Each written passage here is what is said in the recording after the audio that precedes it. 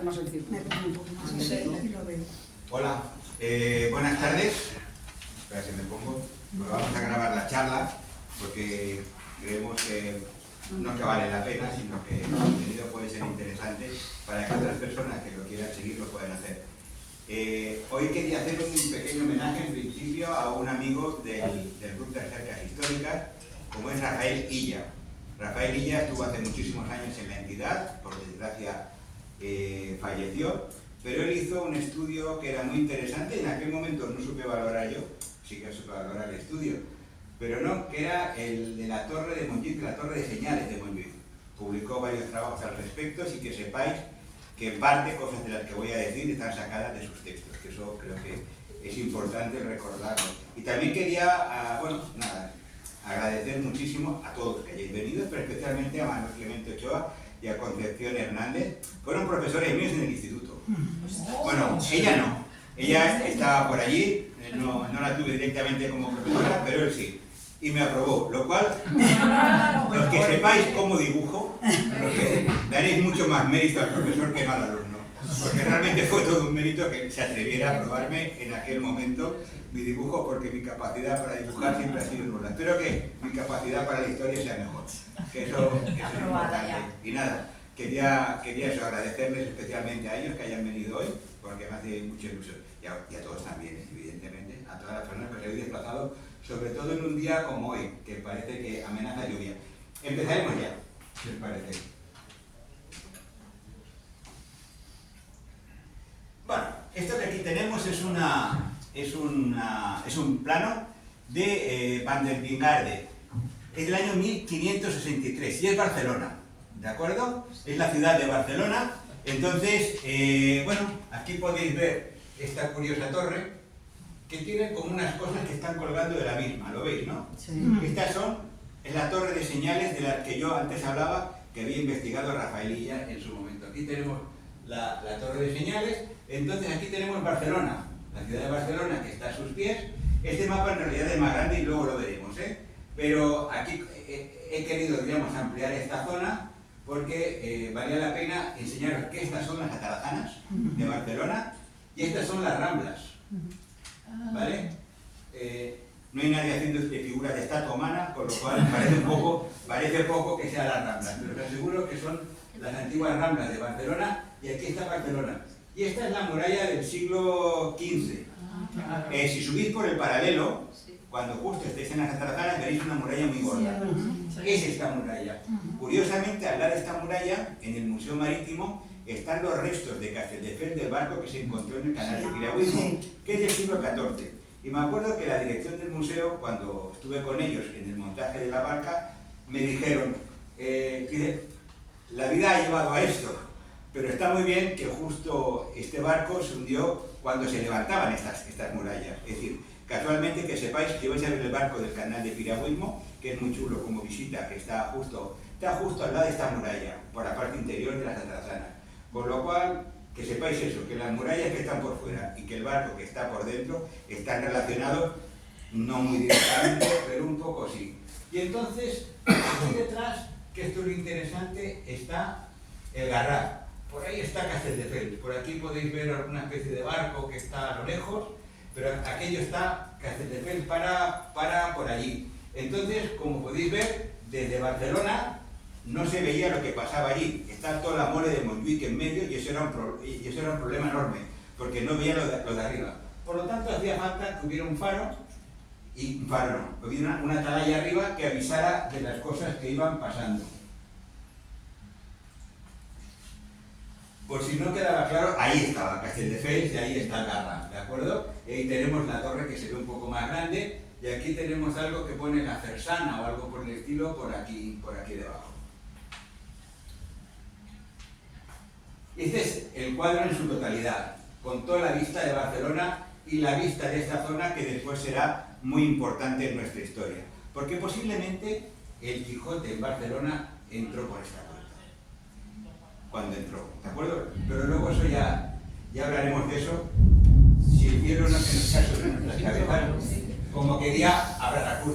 Pero Vingarde, qué nombrecito, no solo dibujó aquella toma desde el mar, sino que dibujó esta toma como aérea, enfocada desde la torre de Montjuïc hacia la ciudad de Barcelona. De nuevo vemos las ataraganas, vemos los barcos, vemos esta zona de la puerta donde posiblemente, por la que posiblemente entró Quijote, y aquí vemos todo lo que es la ciudad condal. Se me hace difícil por aquí distinguir muchos detalles de la ciudad más allá de las Ramblas. Estas torres supongo que son por la zona de la catedral, pero no estoy muy seguro. Esto debe ser Santa María del Mar, está cerca de la playa, por la zona aquella, posiblemente sea Santa María del Mar.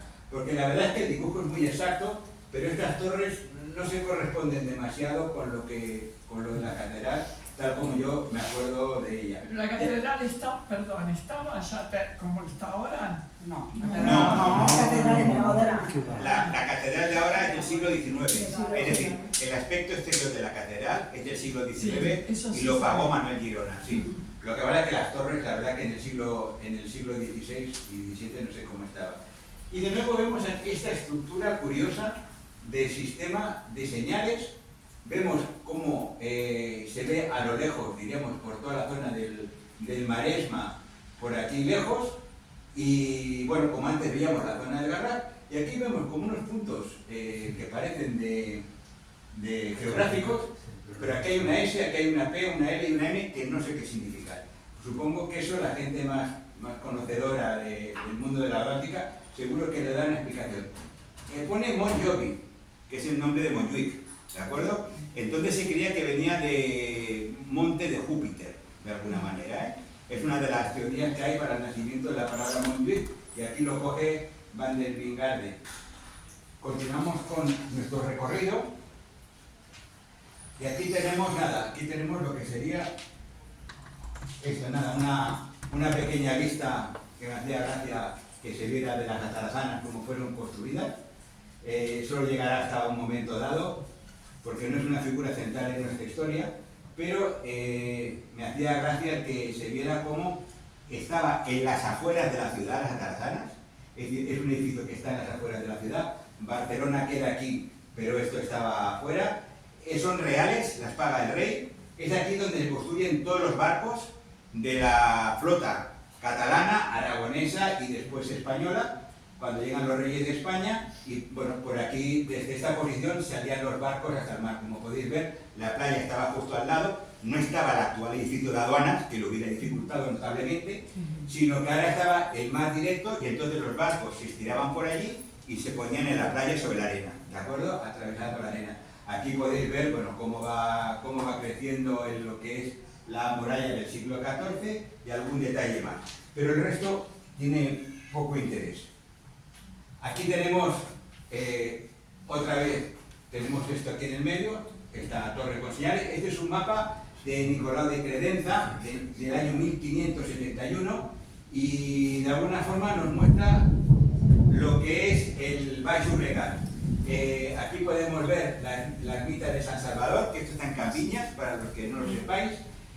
Aquí se ve el castillo de Castelldefels, aquí se ve Sant Boi, que es este pueblo de aquí, el castillo de Sant Boi, que ahora no queda nada. Entonces el castillo de Sant Boi, y aquí vemos el río Llobregat, y aquí vemos una torre que es la torre que tiene una cierta importancia, que es la torre del Hospitalet del Prat. La torre del Hospitalet del Prat era casi gemela de la torre Barona, y servía para defender lo que era la entrada del río. El río era navegable, el río fue navegable hasta mediados del siglo XIX.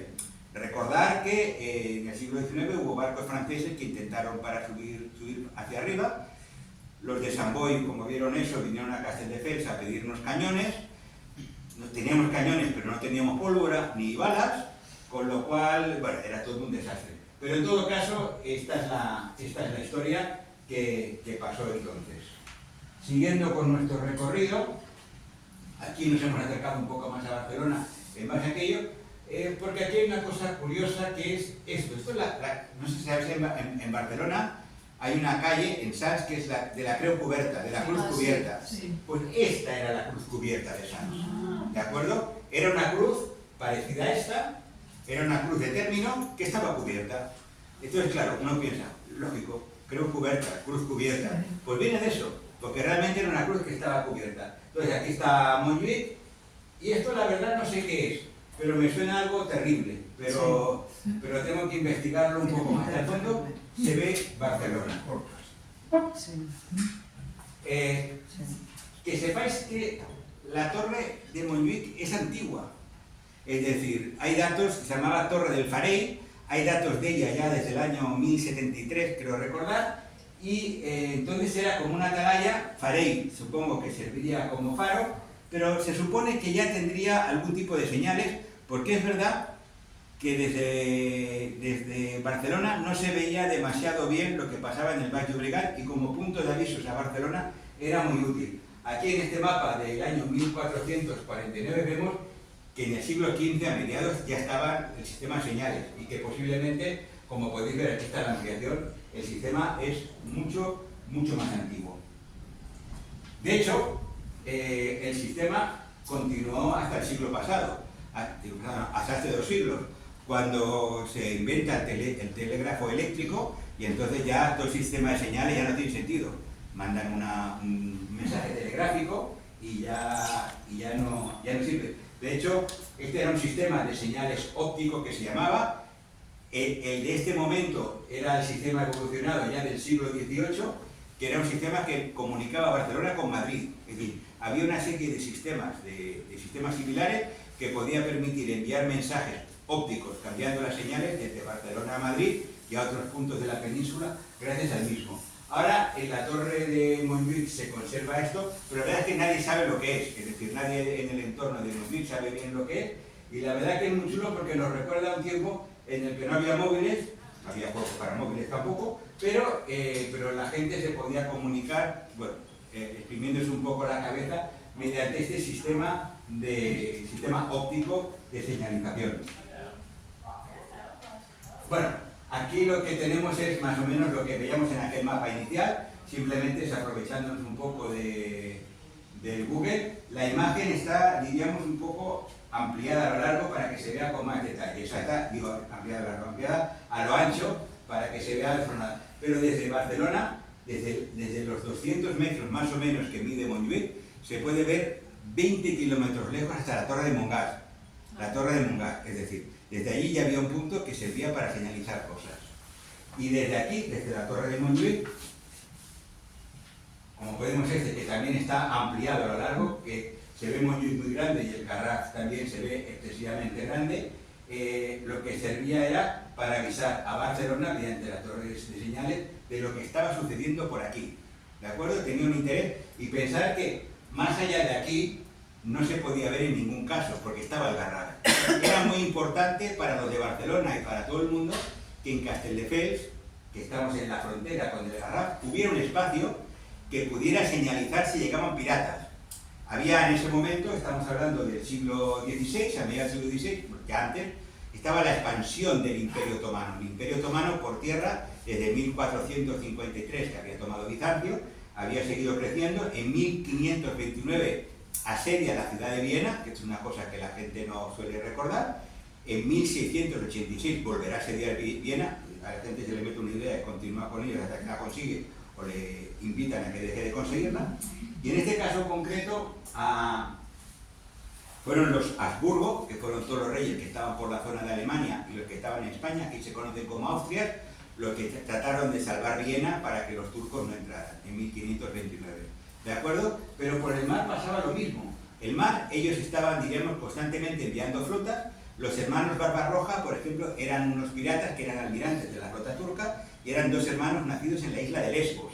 Es decir, trabajaban por aquí. Su flota era de 200 barcos, un poco porque no penséis que era un barquito o 2 o 3, eran 200 barcos. O sea que era un de unido. Y no solamente era una brutalidad, sino que luego otros piratas que estaban bajo sus órdenes, como Turgut Reis, Reis quiere decir almirante, que aquí se conoce como Dragut, también era almirante. Y luego tuvieron otro que era Ochalí, que también tenemos un gigante en Castelldefels, que era de Calabria, pero era converso, que también este pirata también de alguna forma estuvo cariño. Bueno, pues ellos en realidad entre el año 1525 y el año 1570, hasta la batalla de Lepanto, dominaron todo lo que era el Mediterráneo occidental, mucho más que la flota del rey español, y mucho más que la flota genovesa o que la flota de la Liga Pontificia y tal. En la batalla de Lepanto hay un pequeño cambio de situación, en 1571. Para que os hagáis una idea, en la batalla de Lepanto combatieron unas 150.000 personas en más de 500 barcos sobre el mar. Digo porque pensaros vosotros lo que eran 500 barcos de madera puestos en una extensión que era el estrecho de Corinto, con unas 150.000 personas más o menos combatiendo encima de ellos, y de los que nadar sabían 15. Entonces los barcos iban luchando entre ellos, iban todo el rato, diríamos, guerreando entre ellos, iban hundiendo y tal. Allí estuvo Cervantes, esa es nuestra historia, y Cervantes allí perdió una mano. Y entonces fue al volver cuando, bueno, tuvo las vicisitudes que después veremos. Y aquí tenemos la Torre Barona. Entonces, tanto la Torre Barona como la Torre 5, o de homenaje del castillo, la misión que tuvieron fue la de avisar en el caso de que hubiera algún peligro. La Torre Barona, como sabéis, está encima de una montaña, la montaña en la que está también el hotel ahora Rey Don Jaime, pero que en principio esta fortaleza es enorme, servía básicamente para dar avisos, para proteger mínimamente la costa. Pero la costa no mucho, lo de protección de la costa, porque ese no era el punto de interés. El punto de interés era realmente avisar. Los ataques de los piratas, de los corsarios, eran ataques rápidos siempre. Es decir, no venían a quedarse, no venían a conquistar. Los piratas venían a por un botín. El botín solía ser, muchas veces solían ser esclavos. Venían a la búsqueda de esclavos. No hablemos gran cosa. Resulta que, claro, la riqueza que podían encontrar en Castelldefels era poca, pero lo que sí que podían coger era esclavos y esclavas. Los esclavos, como luego le pasará a Cervantes, se podía pagar por ellos y ellos volvían. Las mujeres no. ¿Por qué? Las mujeres que eran ricas, si vosotros veis la Marisel, veréis cómo el capitán parece muy buen chico porque la protege a ella. En realidad la protege a ella por un interés personal. Si ella es deshonrada, no vale nada. Si ella no es deshonrada, y perdonad la palabra antigua, deshonrada, sí que vale. Por lo tanto, el capitán intentará en todo momento a las mujeres de la nobleza que no sean deshonradas, por decirlo de una forma suave, porque en la medida que lo sean, pierden valor, como suena. Sé que la palabra es muy bruta, pero hay que decir las cosas como son. Los hombres nunca perdemos la honra. Eso es bonito. Pero ellas sí. De manera que cuando ellas eran capturadas, por decirlo de alguna forma, por los piratas, es decir, si los piratas veían que ellas podían tener dinero, las respetaban. Pero si no, no. De manera que Cervantes fue rescatado al cabo de 4 años, creo que en 1579, algo por el estilo. Pero si había mujeres en su barco, nunca serían rescatadas. Porque una vez subiendo al barco, sabía la gente que posiblemente serían forzadas, que perderían la honra, y ya ni el marido ni la familia las quería que volvieran. De manera que ya las dejaban como rehenes en donde fuera, ellos se volvían a casar, o lo que fuera, o no, eso ya cada uno según sus posibilidades y méritos, pero en todo caso, ellas ya no tenían rescates, ellas quedaban para lo que fuera en el país que las capturaran, ¿de acuerdo? Y eso a veces es importante recordarlo, diremos un poco cuando hablamos del pasado, de que a veces entre hombres y mujeres hay diferencias más allá de lo que parece. En el castillo en la Torre Barona había un par de cañones. Estos fueron los cañones que en el año 1808 vinieron a buscarlo de San Boi cuando subían los franceses por el río. Y estos cañones estaban aquí arriba, en la Torre Barona, para defender de posibles ataques de piratas, en ese momento no, de los ataques de unos ingleses que estaban cerca de la costa, porque hasta ese momento España era aliada de los franceses y enemiga de los ingleses.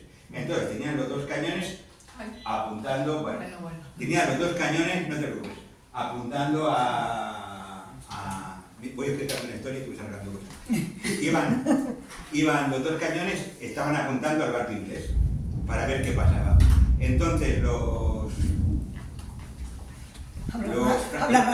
de San Boi, sí, los de San Boi llegaron, pidieron los cañones y los de Castell dijeron, no hay problema en dar los cañones, pero no tienen pólvora ni balas. y Cádiz apuntando al barco inglés, es que ellos no lo saben. Entonces la cosa es que, como en ese momento les explican, no, es que ahora ha cambiado esto, los ingleses ya no son enemigos, ahora son amigos, y los franceses ahora son los enemigos. Ah, ¿lo saben los ingleses? No sé. Entonces, envían un barco, tal como suena, a preguntarle a los ingleses si nos dan balas de cañón.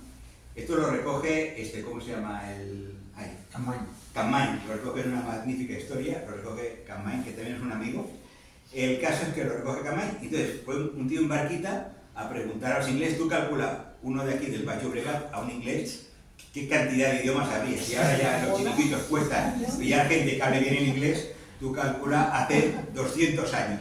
Bueno, pues el caso es que fue allí, el capitán del barco le dijo, sí, que de acuerdo, si es contra los franceses, ya me va bien, les dieron balas de cañón, les dieron pólvora y se llevaron para San Boi y no han devuelto los cañones. ¿Estás en San Boi? Han pasado 200 años y no han devuelto los cañones. Alguien tenía que decirlo. ¿Tenemos balas? ¿Tenemos balas? Para que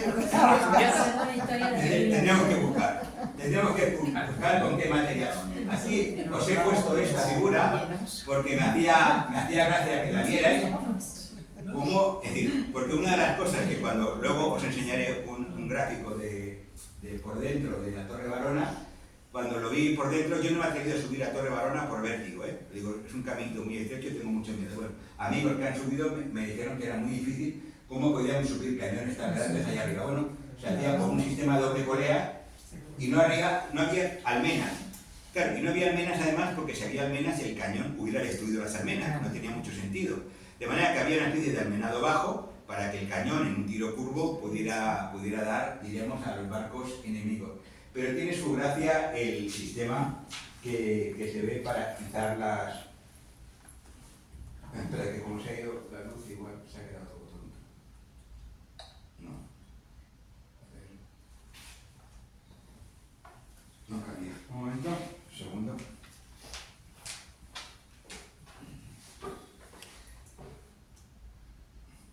Tendré que volver a dar toda la charla. Nos acordamos. Un momento. Sí, esto es lo que quería enseñar. Esto es una vista hecha con un programa que se llama Polycam, que va en un móvil. Entonces entran dentro de la torre, entran por fuera y le permite una cierta reconstrucción para que la misma imagen, como veáis, se vea por dentro y se vea por fuera. Está en un móvil. Entonces, algunos amigos como Javier y otros del Grupo de Recercas Históricas, te digo porque vale la pena hacerse socio, porque algunas cosas le ganan, ya lo han visto, pero tiene su gracia cómo se reconstruye esto con un móvil y cómo se puede ver el interior y el exterior al mismo tiempo. Fijaros que arriba hay muy poca almena, porque hasta cierto punto no tenía mucho sentido tener almenas si tienes cañones arriba que tienen que disparar contra la gente y tienes que moverlos con un poco de gracia. Esta es la vista del...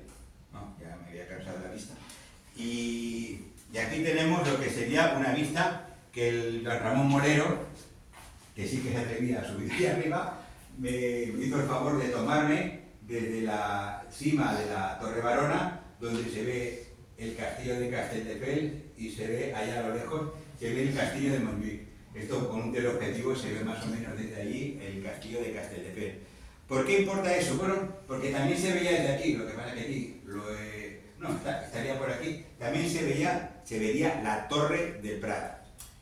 Pero como no se vería muy clara, lo que había es que se encendía humo, evidentemente de día, o se hacía fuegos por la noche si se atisbaban piratas. Porque desde Barcelona no eran capaces de ver si los barcos eran de pesca o eran barcos piratas, con lo cual hacía falta que desde Castelldefels avisaran. Seguro que no era por cañonazos, porque no creo que desde Barcelona oyeran los cañonazos que se daban desde aquí, sobre todo cuando el viento, diríamos, bufaba en contra de lo que era el cañonazo, con lo cual era humo y era fuego. No eran señales, que podía haber sido, pero tampoco se hubieran visto. De manera que aquí se ponía humo y fuego, humo además, por lo que dicen las crónicas, de madera verde, porque es la que más humo crea, otro tipo de madera no crea tanto humo, esa madera que tanto odiamos en las barbacoas, pues era la ideal para ellos, porque generaba mucho humo, aunque muy poco poder de brasa, pero para ellos era ideal, y ese humo se avisaba a Barcelona de toda esta cuestión, y eso era muy importante. Aquí tenemos esta torre, que es la llamada Torre 5, que también hay gente que la llama Torre del Homenaje en el castillo, que es, desde aquí se veía la Torre Barona, se veía también el castillo de Montjuïc, con lo cual se veía también la Torre del Prat, con lo cual era otro punto que servía también para avisar directamente a Barcelona en el caso de que se vieran piratas en la costa. Aquí tenemos aquí se ve esto exactamente, el Capitán Montjuïc, creo que era un poco reiterativo, y aquí lo vemos en grande, con teleobjetivo de ahí, que fijaros que se ve, diríamos, con teleobjetivo, sí. Pensar que los catalejos no se inventan hasta 1590-1600, que el Dux de Venecia, que era una categoría, no empieza a tener catalejos hasta el año 1609, con lo cual catalejos aquí para ver de lejos seguramente no llegarían hasta 1620 o 1630. Precisamente el Dux de Venecia, cuando le hacen las pruebas en 1609 para venderle un catalejo, tal como suena, Galileo estaba con él, y Galileo de ahí coge la idea de coger ese catalejo, de hacerse, lo hace él mismo, enfocar al cielo y cambiar lo que sabemos de astronomía, gracias a esto mismo. Porque a los de Venecia también les gustaban los piratas, y también querían tener catalejos para poder avisar y descubrir piratas antes de que les atacaran a ellos. O sea, fijaros vosotros las historias, las ramificaciones que tienen. Bueno, y aquí tenemos las galeras. Desde Castelldefels avisábamos a Barcelona. En Barcelona, por aquel sistema de señales, avisaban a la ciudad de abajo de que habían piratas, y entonces en Barcelona habían 4 galeras de la Generalitat. Las 4 galeras estuvieron a partir del año 1608. Es decir, a partir de 1600 hay 4 galeras de la Generalitat, que son las que salen y que son las que vienen al Baix Llobregat a defender si hay piratas. Vosotros calculad lo que sería la cosa. Hay piratas en el Baix Llobregat, salgamos, había que ir remando. Es decir, una cosa es en alta mar, con el viento sí que se movía por viento, pero hasta que salían había que salir remando, con lo cual muy rápido le hicieron la cosa. Y tenían que remar desde Barcelona hasta aquí. A mí ya me cansa el canal de piragüismo. Calcular vosotros y vosotras lo que sería venir desde Barcelona aquí con este cacharro tan grande, con esta nave tan grande, remando. Esta es la nave San Jordi, es una copia y tal. Entonces, en todo caso, salían las 4 naves, o 2 o 3, según la cantidad de peligro que se determinara, y eso. Había a veces problemas, porque las naves eran de la Generalitat. Y a veces el virrey de la zona daba órdenes de que salieran porque se enteraba antes que había piratas. Pero la Generalitat no podía consentir que el virrey diera órdenes en unos barcos que eran suyos, de manera que las paraba. Ahí estaban los piratas. Vosotros pensad que mientras yo voy hablando hay piratas por ahí, No podía ser. Iban a hablar al virrey, a decirle que él no era nadie, al lloctinent. Lo digo porque en Barcelona está el Palau del Lloctinent. El Palau del Lloctinent, que está lo de la catedral, es el palacio del virrey. Lo digo un poco porque a veces la gente no sabe que la traducción de lloctinent, del lugarteniente, es el virrey, Entonces, un poco para que lo sepáis. Entonces, iban al palacio del virrey a decirles que él no era nadie, para hacer eso, que eso tenían que hacerlo ellos. El virrey le decía, bueno, pues decidámoslo, ahora vamos nosotros. Entonces, ahora se acaba decidiendo, y los barcos supongo que van a ir saliendo, Pero eso está en las crónicas, porque en algunos casos en Castelldefels sale eso. Los barcos acabaron en el año 1623 porque tenían muy poca dotación presupuestaria, los dedicaron a viajes comerciales, pero iban sin armamento, sin soldados ni nada. Tuvieron un ataque brutal de piratas en un momento dado por la zona de Fresís y hundieron los 2 principales y el resto no tuvieron dinero, y ahí acabó esta galera. Pero en todo caso, tuvieron una vida muy importante porque se utilizaron mucho. Entonces, un caso de alarma, que intentaré ir rápido, desde Castelldefels a la Torre de Montjuïc, para que veáis que esto era así, lo tenemos el 30 de junio de 1622, cuando desde la baronía de la Gran Pruñá, que sepáis que el castillo entonces ya no funcionaba en ese año, el castillo hacía más de 150 años que había sido destruido durante la Guerra Civil Catalana, se avisa de un ataque en las playas de Prat durante la noche. Entonces os lo leo. Dijous a 30, día de la conmemoració de Sant Pau, en la matinada, entre las 12 y la 1, arriba a Barcelona un avís de Joan Sentmenat. Joan Sentmenat era el barón de la Gran Pruñá en ese momento, ¿de acuerdo? Tramés de Zarampuñó, Castelldefels. Fina saber que Mos Morus habían desembarcat en Loprat, partida que és entre la ciutat i el castell Ribera del Llobregat. Arribat l'avís, lo donaren als consellers, isqueren moltes caixes per ciutat, sobre los tambores, tocant alarma i cridant los rebatos dels moros, de manera que en continent se posa tota la ciutat en armes i amb tant número de gent que sols en la muralla de mar pasaran de més de 25.000 homes, tots amb arcabús, espasa y daga, porque venían piratas. Pero el aviso había venido de Castelldefels, ¿de acuerdo? Porque los piratas llegaban desde allá, venían por poniente, por el oeste. Y entonces, bueno, salieron todos estos en 1622 y como veis montaron una buena. Y aquí ya empezamos a tener a nuestro amigo. Porque otro ejemplo de ataque, creo que lo tenemos en el Quijote. Y esto es lo que es el motivo de la conferencia de hoy. Vamos llegando, ánimo. Y esta fue lo que Don Quijote vivió en el puerto de Barcelona y que quizás había vivido también Miguel de Cervantes en la capital catalana en algún momento de su vida. ¿Estuvo él en Barcelona? No lo sabemos. Simplemente recordaremos que su relación con los corsarios no fue muy buena. Él fue capturado por los corsarios tras luchar en el año 1571 en Lepanto, había perdido una mano, luchando contra el Imperio Otomano. Y entonces, frente a Palamós, hacia el año 1575 fue capturado y fue liberado hacia el año 1580. ¿De acuerdo? Entonces, bueno, esto vale la pena recordarlo como un gran detalle sobre su vida. Este retrato se cree que es bastante fidedigno, que es de Juan de Jáuregui, pero tiene otro de Juan de Jáuregui que se parece muy poco, entonces uno piensa, ¿cuál será fidedigno? Pues eso.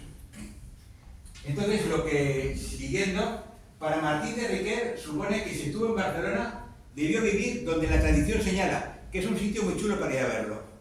Es en el Paseo de Colón 2. El Paseo de Colón está justo, no me acuerdo, la plaza del Duque de Medinaceli, ¿cómo se llama aquella plaza? ¿La de Correos? ¿Qué? ¿La de Correos? No, antes, sí, pero más o menos por esa zona. Está por esa zona, está muy cerca de esa zona y es muy chulo ir a verla. Lo digo un poco porque es una casa cuya fachada es básicamente del siglo XVI, que es curioso que se conserven ese tipo de casas aún en Barcelona. Carme Riera, que también hizo un estudio, la escritora Carme Riera mallorquina, hizo un estudio sobre el tema y ella cree que es dudoso que estuviera en el año 1610. Aunque no tiene pruebas fehacientes, cree que lo más lógico es que estuviera en 1571 en el momento de embarcar las tropas hacia Lepanto. Las tropas embarcaron hacia Lepanto en 1571 desde Barcelona, con lo cual ella supone que posiblemente fue en 1571 cuando estuvo en Barcelona. Pero de hecho, seguro que estuviera en Barcelona no se sabe. Pero yo creo que debió estar por algunos detalles que vemos en el Quijote. En todo caso, hay que decir que 40 años antes o después, hay que decir que el terror de los piratas venía a ser lo mismo en toda la costa, salvo en Francia. Francia estaba aliado con los piratas, Francia estaba en contra de los Habsburgo, los tenía por Austria y Alemania y los tenía en España, que le hacían pinza. De hecho, Francisco I, el rey francés, estuvo capturado por la monarquía hispánica, el rey de España en un momento dado, por Carlos I, y entonces, en cualquier caso, posiblemente Cervantes pudo ser testigo de todas estas cosas que narra en algún momento. Y aquí pongo la famosa frase que dice al final de todos sus viajes Cervantes, y creo que vale la pena decir que la dice, porque siempre se cita la frase, pero no cuándo la dice. Se dice el que dice, pero no cuándo. Esta frase la dice Cervantes cuando ya ha sido derrotado, está volviendo a su casa. Estamos al final casi del Quijote. O sea, ya el caballero de la Blanca Luna ya la ha vencido, él se siente derrotado, se siente mayor, se siente abatido, ya sabe que ha perdido. Y entonces, bueno, dice esto, ¿no? Y así me pasé de claro a Barcelona.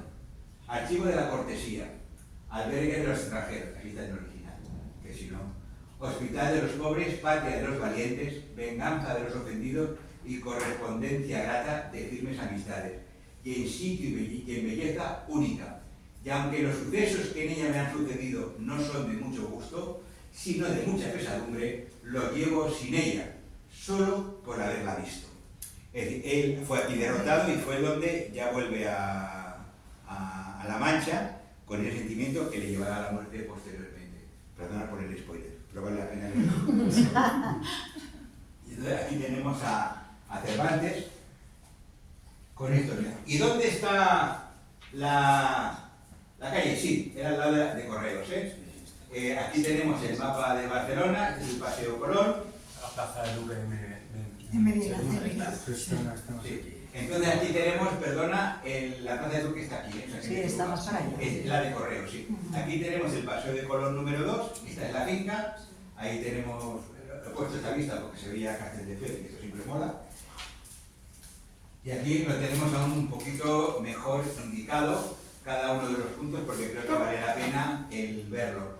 Fijaros que la muralla venía por aquí, ¿de acuerdo? La muralla de la Barcelona del tiempo en que estuvo Cervantes.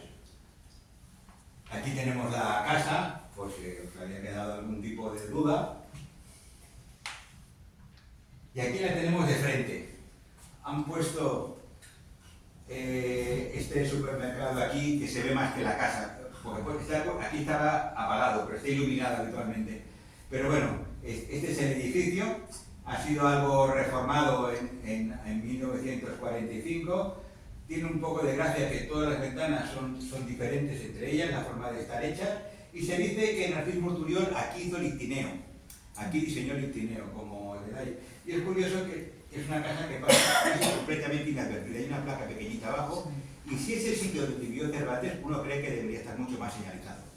Es decir, que merecería, creo que esta plaquita es la que lo Esa pone. placa dice que vivió Cervantes. Sí, Hay sí, una placa que pone. pero creo que esta historia tiene mucha gracia, a mí me lo parece, y creo que si vivió ahí Cervantes, valdría la pena que se recordara. Aquí, el plano de antes que hemos visto este sitio, le he ampliado un poco para que se viera con más detalle toda esta zona donde está la Facultad de Náutica, más o menos se ve donde está la Facultad de Náutica, está aquel restaurante mexicano tan bueno, que no me acuerdo cómo se llama, pero por aquí era la entrada de Barcelona. Y posiblemente en estas playas estuvo el Quijote antes de entrar en ella, en Barcelona, ¿de acuerdo? Y posiblemente la casa de donde estuvo Cervantes, que como la vista de 1523 es algo posterior, debía estar por aquí aproximadamente, para que lo pensemos. Y aquí tenemos el capítulo en el que se narra la llegada a Barcelona. Llega Don Quijote y Sancho llegan a Barcelona acompañados por el bandolero Roque Guinart, que su verdadero nombre era Perrot Rocaguinarda, por caminos desusados, por atajos y sendas encubiertas. No dice por dónde. Y a mí me molesta porque yo esperaba que dijera, pasamos por Castelldefels, eso es lo más acercado, esto es lo más acercado que he podido saber, que llegó por caminos desusados, por atajos y sendas encubiertas. Claro, iba con Roque Guinart, era un bandolero, aquí están Don Quijote y Sancho, en este magnífico grabado de Doré, y por lo tanto tampoco podía hacer mucho. Y voy a intentar leerlo porque me parece muy bonito. Esto es el día de San Juan, es la víspera de San Juan cuando lleguen aquí. Entonces, él ve la celebración del San Juan en Barcelona. Volvióse Roque, quedóse Don Quijote esperando al día, así a caballo como estaba, y no tardó mucho cuando comenzó a descubrirse por los balcones del oriente la paz de la blanca aurora, alegrando las hierbas y las flores, en lugar de alegrar el oído. Aunque al mismo instante alegraron también el oído el son de muchas chirimías y atabales. Chirimía es una especie de trompeta que sonaba fatal, y atabales son tambores, un ruido de cascabeles y trapa, aparta, de corredores que al parecer de la ciudad salían. Dio lugar la aurora al sol, que con un rostro mayor que el de una rodela, por el más bajo horizonte poco a poco se iba levantando. Tendieron Don Quijote y Sancho la vista por todas partes. Vieron el mar hasta entonces de ellos no visto. Eran de la Mancha, nunca habían visto el mar hasta ese momento. Habían llegado de noche por caminos desusados y en ese momento se ilumina y ven el mar. Este es otro grabado de Doré, de la noche que pasaron junto al mar. Sancho, como se ve, está dormido. Tendieron Don Quijote y Sancho la vista por todas partes, vieron el mar hasta entonces de ellos no visto. Parecióles espaciosísimo y largo, harto más que las lagunas de Ruidera que en la Mancha habían visto. Vieron las galeras que estaban en la playa, las cuales, abatiendo las tiendas, se descubrieron llenas de flámulas, que son como una especie de banderolas, y gallardetes, que tremolaban al viento y besaban y barrían el agua. Dentro sonaban clarines, trompetas y chirimías, que cerca y lejos llenaban el aire de suaves y belicosos acentos. Comenzaron a moverse y a hacer un modo de escaramuza por las sosegadas aguas, correspondiéndoles casi al mismo modo infinitos caballeros que de la ciudad sobre hermosos caballos y con vistosas libreas salían. Acaba de caer un rayo. Bueno, los soldados de las galeras disparaban infinita artillería, a quienes respondían los que estaban de las murallas y fuertes de la ciudad, y la artillería gruesa con espantoso estruendo rompía los vientos. Eso ya lo he buscado que fuera. Ya lo he buscado que fuera. No es casualidad. Que rompía los vientos, a quien respondían los cañones de crujía de las galeras. El mar alegre, la tierra cojunda, el aire claro, solo tal vez turbio del humo de la artillería, parece que iba infundiendo y engendrando gusto súbito en toda la gente. No podía imaginar Sancho cómo pudiesen tener tantos pies aquellos cultos que por el mar se movían. Se refiere a los remos. Y aquí tenemos otra imagen de Doré. Bueno, he querido leer ese fragmento porque me parece brillante de esa llegada a Barcelona. Él entra, en ese momento, él entra por, esta es la parte de la Plaza Palau, de toda esa zona que está eso. Él entra por aquí, él empieza a tener una serie de aventuras con condes del sitio y les hacen bromas y no sé qué. Vemos aquí las atarazanas, este cuadro es del año 1572 por un pintor flamenco, o sea, flamenco ya había entonces, lo digo un poco, que la historia continuamos. Y aquí vemos eso, cómo el mar estaba lleno de barcos por todas partes. Aquí tenemos imágenes de Doré, de esa entrada de Barcelona, de Don Quijote y Sancho, en el que de alguna forma son motivo de admiración de la gente. Y esto lo pongo porque esta es la vista más o menos desde Colón de la torre de Montjuïc, en la cual se puede ver perfectamente en la torre, se puede ver que arriba es el aparato de hacer señales, se podía ver desde abajo. Aquí es una vista un poco más cercana. Desde esa zona y desde Atarazana se podía ver, diríamos, la torre de Montjuïc.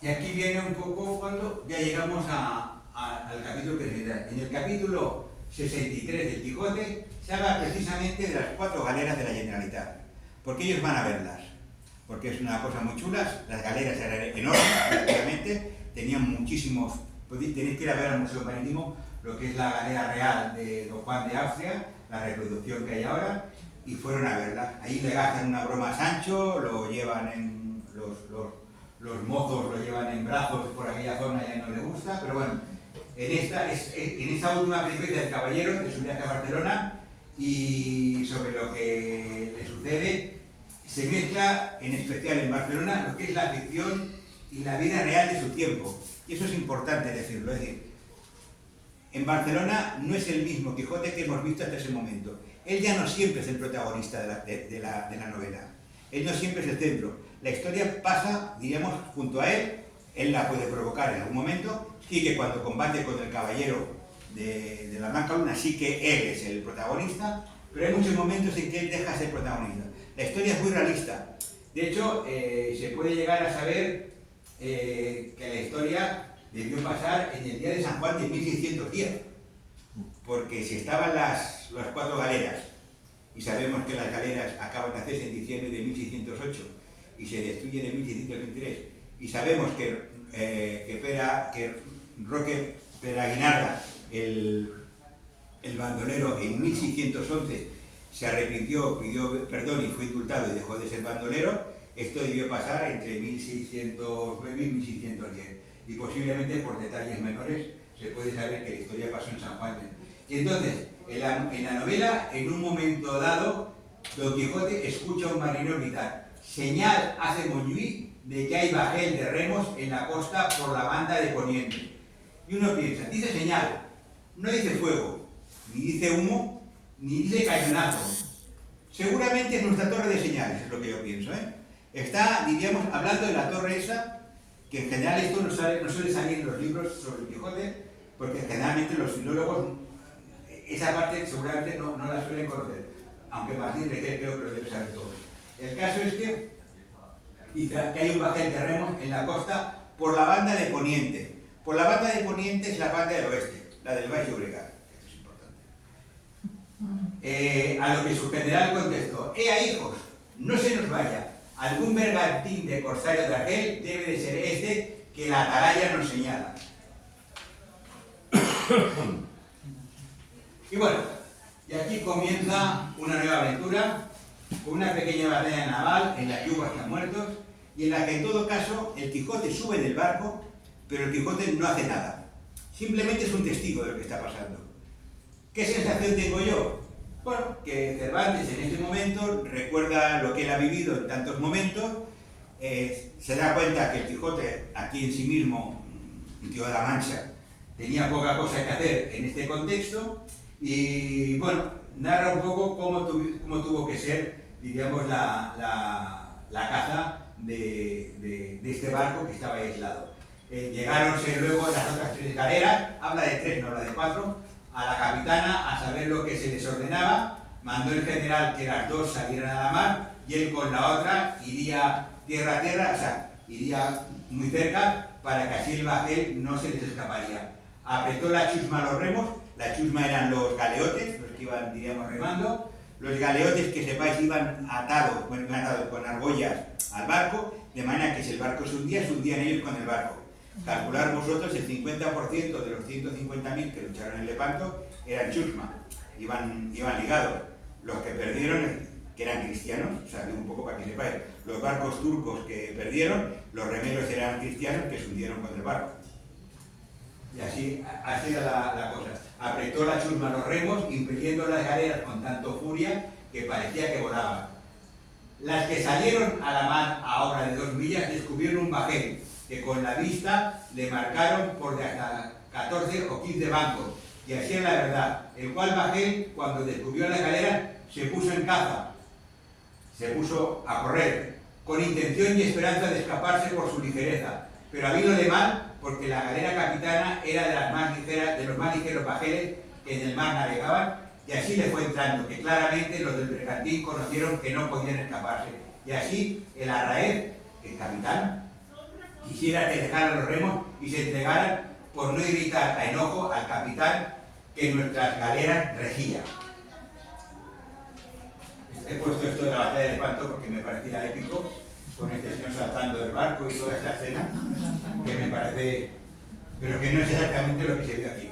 Pero la suerte, que de otra manera lo guiaba, ordenó que ya que la capitana, la nave capitana, llegaba tan cerca que podían los del bajel oír las voces que desde ella les decían que se rindiesen, 2 toraquis, que es como decir 2 turcos borrachos que en el bergantín venían con otros 12, dispararon 2 escopetas con que dieron muerte a 2 soldados que sobre nuestras arrumbadas venían.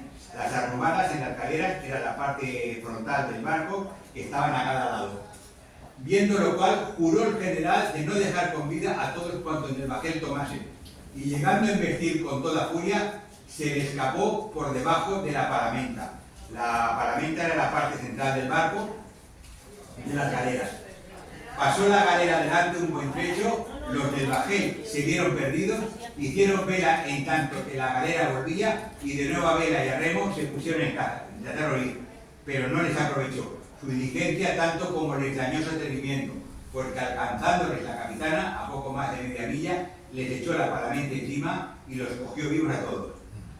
Es decir, luego en la novela lo que sale en el Quijote es que el general está muy cabreado, coge a la persona que hacía de capitán y descubre que era una mujer, se queda asombrado y descubre además que era una mujer cristiana, castellana, Ana Félix, y que por una serie de aventuras que ahora no tienen importancia había llegado a ser capitán del barco. Pero bueno, tiene su gracia, pero ya es otra historia. Entonces, volvemos aquí al Baix Llobregat. Esto viene a ser el Baix Llobregat, Castelldefels está aquí, que lo veis vosotras. Estas son barracas, son las boutigas, lo digo un poco porque está por aquí detrás. Nosotros ahora debemos estar por aquí en el agua, lo digo porque estos terrenos que hemos ido ganando al mar en los últimos 300 años, este es el término de Castelldefels, el Camino Real de Valencia, y entonces, bueno, tiene su gracia porque vale la pena ahora recordar en este momento final, bueno, aquí explico un poco esto que he estado explicando ahora de detalles del mapa, que no vale mucho la pena. Aquí lo que vale la pena recordar es que justo por los años en que Cervantes escribió la segunda parte del Quijote, que piensa que se publica en 1615, Sí. Es cuando la documentación nos habla más de la presencia de corsarios cerca de Castelldefels. Es decir, tenemos un ataque en el año 1550, pero a partir del año 1611 tenemos, como podéis ver, casi ataque por año. Los ataques no son de la ciudad de Castelldefels, son ataques en aguas de Castelldefels. Cuando hablamos de Castelldefels, hablamos también de las aguas del Garraf, de las aguas que están próximas. Tenemos ataques en 1611 documentados, 1613, 1615 y otra vez en 1615, que esto lo he puesto mal. Es decir, en 5 años, 4 alertas por presencia corsaria. La siguiente vez ya sería 1620, luego 1622 y finalmente en 1626, ya no hubo más. Pero como podéis ver, en cuestión de 15 años hubo un montón de ataques a Castelldefels. Es decir, en aguas de Castelldefels, por parte de piratas. Y es, curiosamente, cuando hemos dicho antes que posiblemente la acción en la obra de Cervantes debió pasar por el San Juan de 1610, es decir, que es un momento muy próximo a este. Yo, por estos detalles, creo que posiblemente tiene razón Martí de Riquer. Es posible que si estuvo en Barcelona Cervantes, fuera más o menos por este año. Entonces, estos son los años de la estancia ficticia de Don Quijote en Barcelona, y es muy poco anterior de la publicación en 1615. Roque Guinart en 1610 aún continuaba ejerciendo como bandolero, y las 4 galeras de la Generalitat aún eran operativas. Y entonces, bueno, lo que a mí me sugiere todo esto es que quizás Miguel de Cervantes vio en Barcelona una alerta originada desde Castelldefels. Es decir, él no lo supo nunca, o si lo supo y después comiste, lo que me parece muy feo. Pero el caso es que él igual vivió una alerta en Barcelona, él vivía en el Paseo Colón 2 o en alguna casa de las inmediaciones, él debía ver aquella extraña torre de señales allá arriba y seguro que le llamó la atención, porque no era una cosa que se viera habitualmente. Seguro que eso le hizo gracia y luego se acordó de ello y lo menciona en el Quijote. Y entonces vio que con un aviso de aquella torre las galeras salían para perseguir piratas, y tal vez es la presentación que tengo, todo ello fue recordado por él al escribir el Quijote. Y entonces, como pongo al final, Castelldefels o la Gran Bretaña, pues es verdad, no salen en el Quijote, cierto, pero bueno, reconozcamos que por poquito, que casi salen. Las forzado. Pero casi salen, casi salen. Pero pensar que fuera de bromas, es verdad que todo el edificio nos sirve para varias cosas. Una de ellas es para explicar lo tremendo que fue vivir en Castelldefels, que eran Aquilo y quien viva a principios del siglo XVII, y que vale un poco la pena recordarlo. Y que si hubo más ataques en esa franja de años, fue porque en esos años estaban las galeras de la Generalitat. Y las galeras de la Generalitat, que es la documentación oficial, narraban cada vez que salían dónde iba. ¿Qué pasa? En el momento en que en 1623 acaban con la flota, y en el momento que la construye en 1608, se la construye en 1608 y acaba en 1623. Por lo tanto, en esos años es la documentación oficial cuando narran todos los ataques. Y como veis, Castelldefels estuvo lleno de ataques en esa época, porque era lo que nombraba la documentación oficial. Después solo hay un ataque en 1626. La documentación lo recoge porque atacaron al virrey, al Lloctinent, al duque de Mendoza, que pasaba por Castelldefels, el hombre, entonces lo van a atacar. Y pues no sale en la documentación. Y antes, entre 1550 y 1611, que hemos visto en el ataque, Castelldefels no sale porque no había galeras reales y no está documentado los ataques.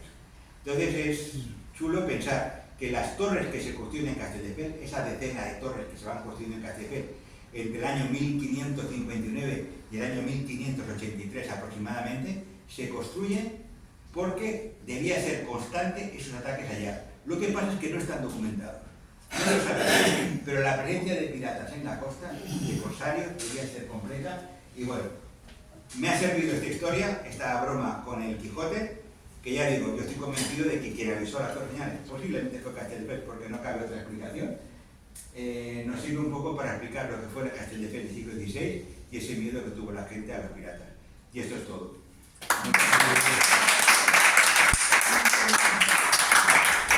No sé si hay alguna pregunta. Sí, por supuesto. Dime. ¿Las torres no las manda a construir Felipe II? No, él hizo una instrucción general en la que pidió que desde Coyure hasta Huelva se hicieran torres por toda la costa. Pero las torres que él quería que se hicieran eran torres tipo Torre Barona.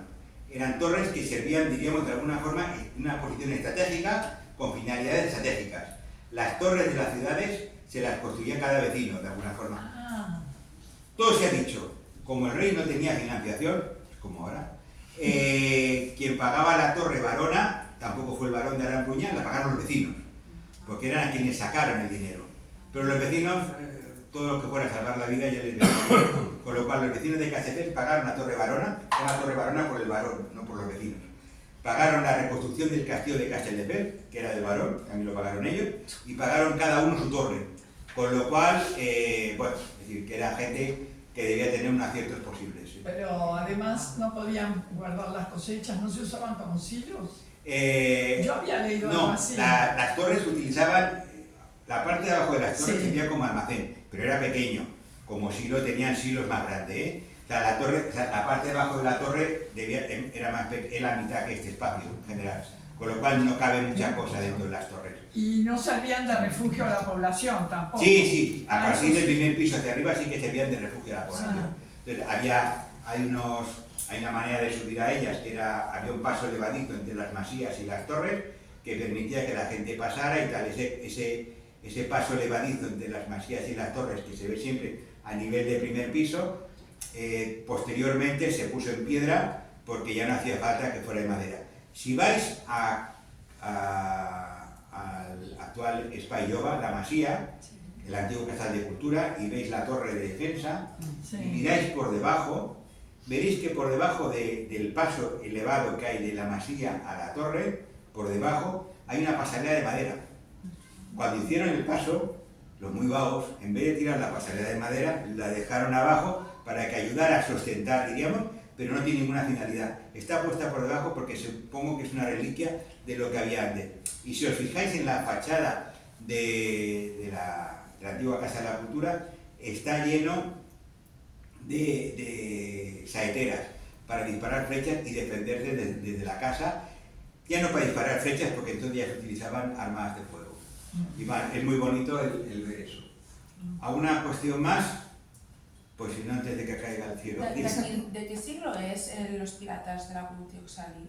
Dragut y Oxali. Dragut es de la primera mitad del siglo XVI. Es más o menos su momento culminante, viene a ser entre 1540 y 1560. Él fue lugarteniente de los hermanos Barbarroja. ¿De acuerdo? Él era turco, él fue lugarteniente de los hermanos Barbarroja, él fue capturado por los cristianos, se le hizo remar, pero finalmente fue liberado porque pagaron una idea desastrosa. Le liberaron y volvió a dirigir, más cabreado que nunca, una flota turca en contra de los intereses cristianos. Entonces, para él trabajó Ochalí. Ochalí era un converso, Ochalí era de Calabria. Y fue capturado cuando era muy pequeño, que va ascendiendo en todo el ranking piratesco. Fue lugarteniente de Dragut, de Turgut Reis, y Ochalí estuvo en la batalla de Lepanto, por ejemplo, dirigiendo un ala de la flota otomana en Lepanto. Lo digo porque Ochalí llegó muy alto, fue realmente un problema enorme y tal. Creo que Dragut ya no llegó a Lepanto, o sea, ya no, la vida ya no dio para tanto. Pero Ochalí sí que estuvo dirigiendo, pero ya debía ser su mayor, estuvo dirigiendo una ala de la flota otomana en la batalla de Lepanto. Son dos vías también muy interesantes, es decir, ambas.